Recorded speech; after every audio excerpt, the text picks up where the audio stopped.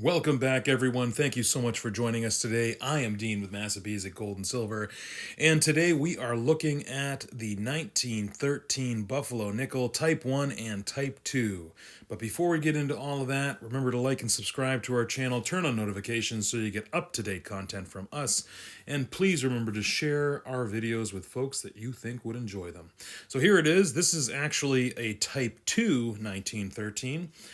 Buffalo nickel. These are just really fantastic to collect, especially if you're wanting to get coins that aren't necessarily 200 years old, but are definitely over the 100-year mark. This is the coin for you. The 1913, there was a very large mintage of these. If I remember correctly, it was over 30 million. Let me just look real fast. Yes, 30,992,000 were minted of the Type 1. And the Type 2 variety, let me just look again. I want to make sure, because I don't want to be telling fibs here. There was right around 29,856,186. So between the Type 1 and Type 2 1913s, you're talking about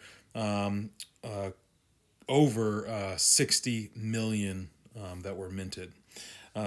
These are great nickels to own, sometimes referred to as Indian head nickels, but usually most folks in the numismatic world will refer to them as the buffalo nickel.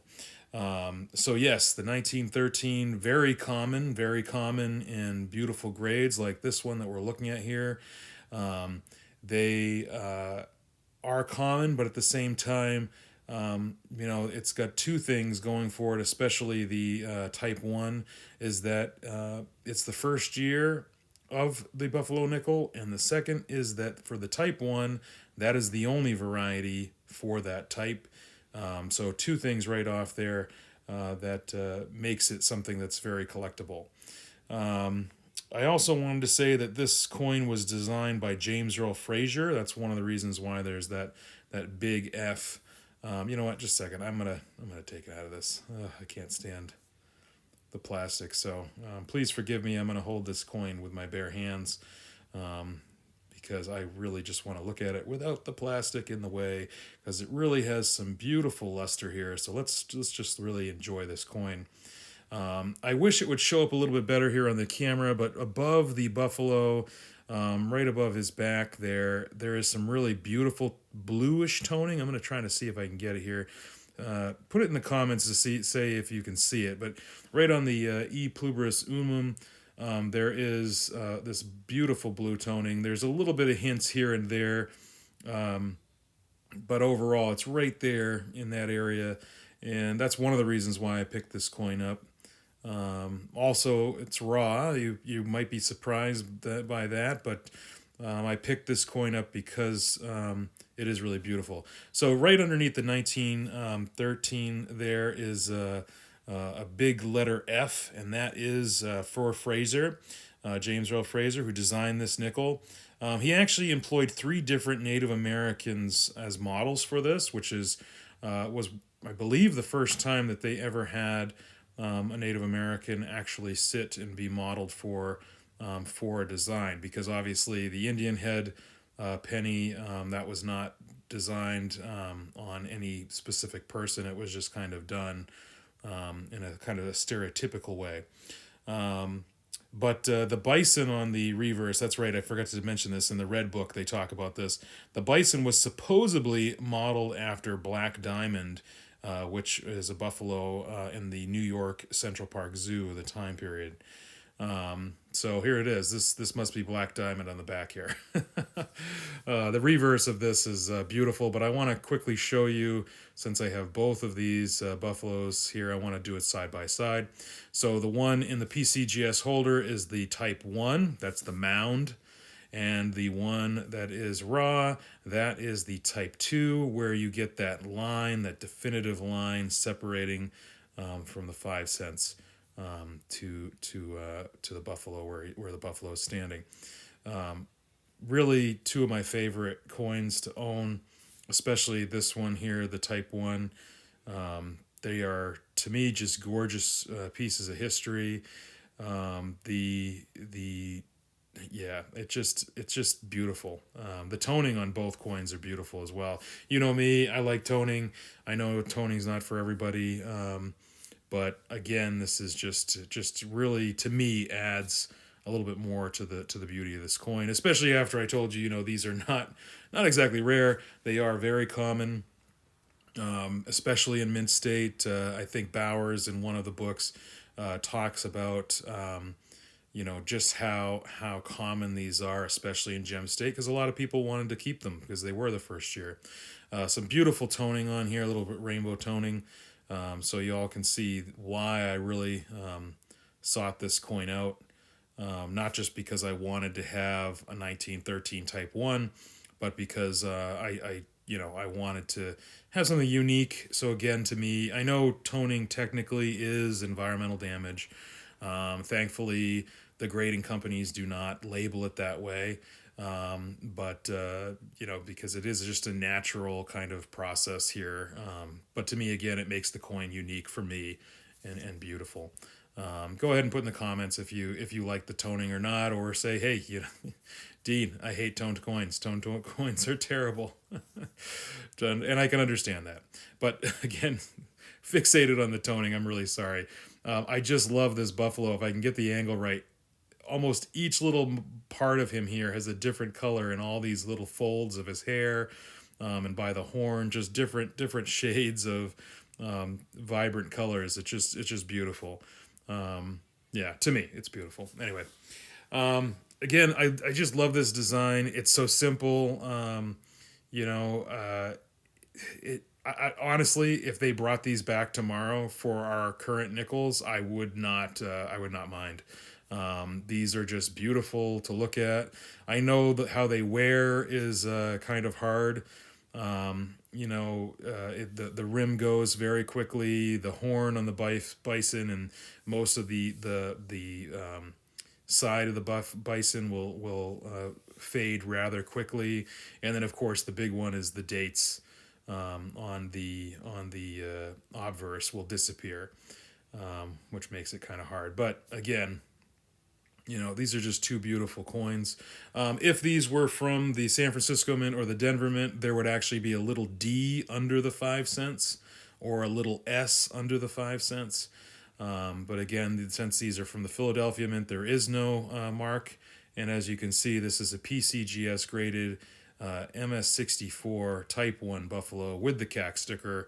I will say I did purchase this because of the CAC as well. It just had everything. It had the toning, it had the CAC, it had just everything. So I got that. And I do really love this one and this raw coin here, and I'll talk a little bit more about it after. But I wanted to show you kind of a bonus buffalo, not from the first year, not from the last year either. This is a 1930 Philadelphia. This is really a beautiful coin as well with the toning. It just, it was just one that I was able to purchase in an auction. I really like it when they auction coins like this because you can usually get it at a fair price. Yes, I know some tone coins can just go through the roof, just fly through the ceiling right out of the building. This one did not, which was fine. As you can see on the reverse, there really is no toning here. So this is what a typical buffalo looks like in a mint state grade. You'll see a little hint as we get closer here under magnification. You can see little bits of toning here and there, like little brown flecks. But overall, this is a nice clean coin in the sense there's no spots. There's nothing, distracting. With the 1930 Philadelphia, I believe there was 22,849,000 minted, so not as high as the 13s, but not necessarily one of those dates that's rare comparatively to the other dates of the buffaloes. I should have also said that these nickels are 75% copper and 25% nickel. And again, these are just beautiful. And obviously, the toning here is super for me. I love the toning here. I just really enjoy looking at it. Let me get it a little bit better angle here. There's something I think there is something on this holder. Yep, there it is. Let me clean that off. Sorry, everybody. I guess I could edit this out, but I'm not going to. All right, there we go. Yeah, much better. So you can see the color goes right down there on the feather. Just really, I really enjoy all three of these coins. There are some, for those of you who are not familiar with buffaloes, there are some very rare coins. Usually they are from the Denver Mint and the San Francisco Mint. But for the most part, these are, very much coins that you can collect. You don't have to have all mint state coins. You can find them, easily on eBay or wherever else to purchase some coins, especially if you want to put an album together. And I have done that. I filled an album of coins. Not they weren't like this one here, a gem coin, gem state with the CAC sticker, obviously. But I had filled some albums over the years, mostly with culls, half dates, no dates that were reclaimed, or a reclaimed date, I should say. And I just wanted to see if I could do it, and I was able to actually fill up pretty much the whole thing. I think I was like 99% full. And then I decided, I found this coin here, and I found it actually in a weird place. It was at an antique consignment shop. So some of the little windows there were some coin folks, and when I found it, I said, this is a beautiful coin that I could put into my album. But it's just nice to be able to hold a beautiful mint state coin, especially a buffalo. So I ended up selling actually all of my buffaloes so that I could purchase these higher quality coins. So I don't really regret it. It was fun putting those together, and I did that, and that was something that was really fun for me. And then when I decided I wanted to move on to something new, this is what I have. So this is what I've got here. And I don't really regret it. I think it's just part of collecting. It's the evolution of collecting. I think that happens to a lot of people. You collect, fillers, if you will, along with some really nice coins.